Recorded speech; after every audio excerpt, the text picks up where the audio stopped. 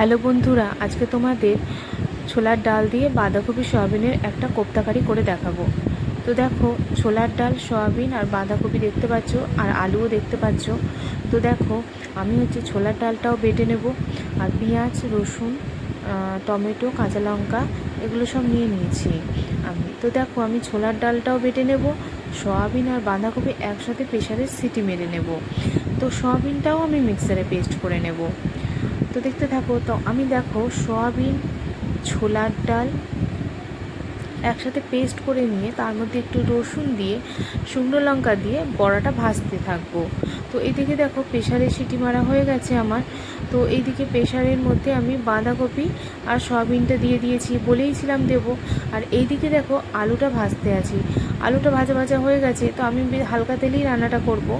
তো দেখো আলুটা ভাজা ভাজা হয়ে গেছে। তো আমি বলেইছিলাম সয়াবিন, বাঁধাকপি, কাঁচা লঙ্কা, রসুন সব একসাথে আমি পেস্ট করে নেবো, আর পেঁয়াজটা কুচানো দেবো।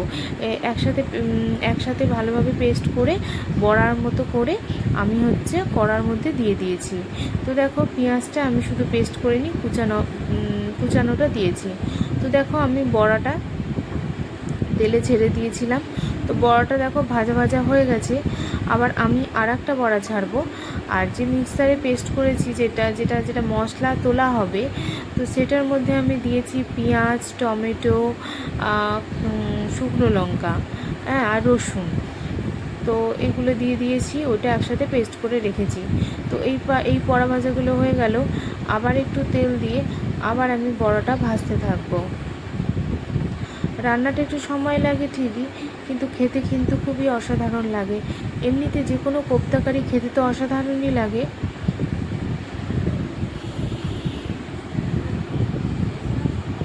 তো দেখো আমি এই যে বাঁধাকপিটা কিন্তু মিক্সারে পেস্ট করিনি, আমি শুধু সয়াবিনটা মিক্সারে পেস্ট করেছি, আর ছোলার ডালটা পেস্ট করেছি। ভালো করে দেখবেন।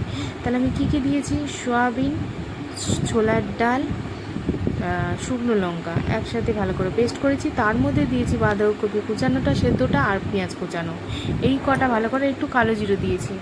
তো এইগুলো দিয়ে আস্তে আস্তে করে, এই বড়া ভাজাটা ভাজতে একটু সময় লাগে, আস্তে আস্তে করে ভাজতে হয়। তো আপনারা একটু ছোটো ছোটো করে ডুবো তেলেও ভাজতে পারেন। তো আমি একটু কম তেলে দিয়েছি, ওই জন্য সময়টা আমার বেশি লেগেছে। সময়টা আমার অনেকটাই বেশি লেগেছে, হালকা আমি একটু, আর আমি বড় বড় করে দিয়েছি, ওই জন্য বেশি আমি চ্যাপটা চ্যাপটা করে করে সময় নিয়ে নিয়ে ভেজেছি। হ্যাঁ, তো আপনারা দেখুন রান্নাটা। আর আমার রান্নাগুলো ভালো লাগলে লাইক কমেন্ট করবেন। আর আমার দেখুন, এই যে চ্যাপটা চ্যাপটা চ্যাপটা চ্যাপটা করে একটু, মানে একটু খুন্তি দিয়ে একটু ভালো করে চ্যাপটা চ্যাপটা করে নেবেন, তাহলে বড়াটা ভালো ভাজা হবে। তো আমি আবার আর 3টে পিস ছিল, ওটাও দিয়ে দিয়েছি। তো আমি এরকম অনেক রান্না শেয়ার করছি আপনাদের সাথে। তো রান্নাগুলো যদি আপনাদের ভালো লেগে থাকে, তাহলে অবশ্যই সাবস্ক্রাইব করে দেবেন আমার চ্যানেলটা। আমার চ্যানেলটার নাম হচ্ছে আবোল তাবোল অনু খুটিয়া। তো আমি মাঝে মাঝে রান্নাও শেয়ার করি, বেবিদের রান্নাও শেয়ার করি, বিভিন্ন শর্টস পাঠাই, আর মাঝে মধ্যে ডেলি ব্লগ করি। আমি তো নতুন চ্যানেল খুলেছি, ডেলি ব্লগটা করি না খুব একটা। তো আমি আস্তে আস্তে ডেলি ব্লগ করাও শুরু করে দেব।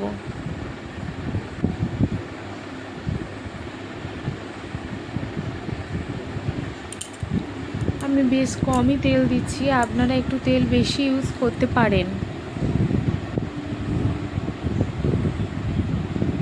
তো এই বড়াটাও ভাজা হয়ে গেছে। বড়াটাই ভাজতে যা সময় লাগে, আর কোপ্তাটা রেডি করতে যা সময় লাগে।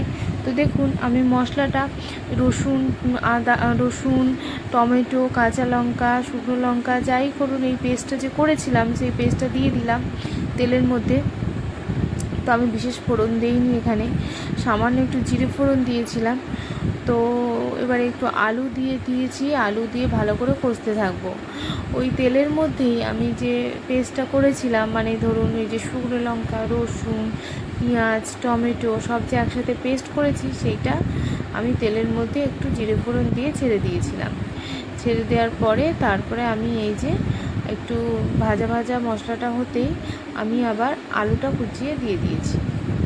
দেখুন আলুটা কুচিয়ে দিয়ে দিয়েছি।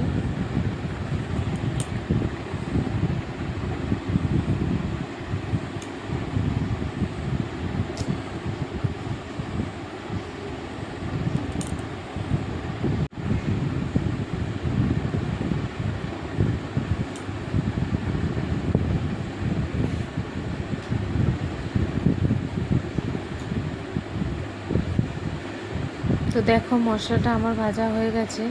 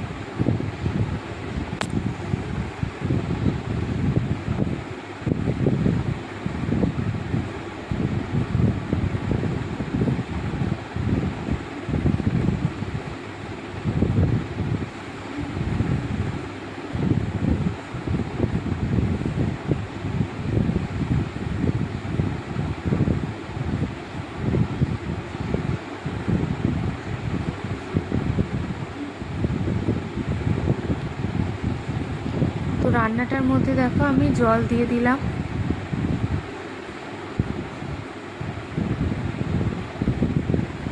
জল দিয়ে দেওয়ার পরে আমি একটু ঢাকা দিয়ে দিয়েছি। এবারে আমি বড়াগুলো জলের মধ্যে দিয়ে দেবো, ঝোলের মধ্যে দিয়ে দেবো বড়াগুলো। তো আমার রান্নাটা প্রায় রেডি হয়ে গেছে। একদম দেখুন হালকা রান্না, বেশি তেল মশলা নেই, তবে তেল মশলা দিলে আরও বেশি ভালো লাগবে। আপনারা তেল মশলা ইউজ করতে পারেন।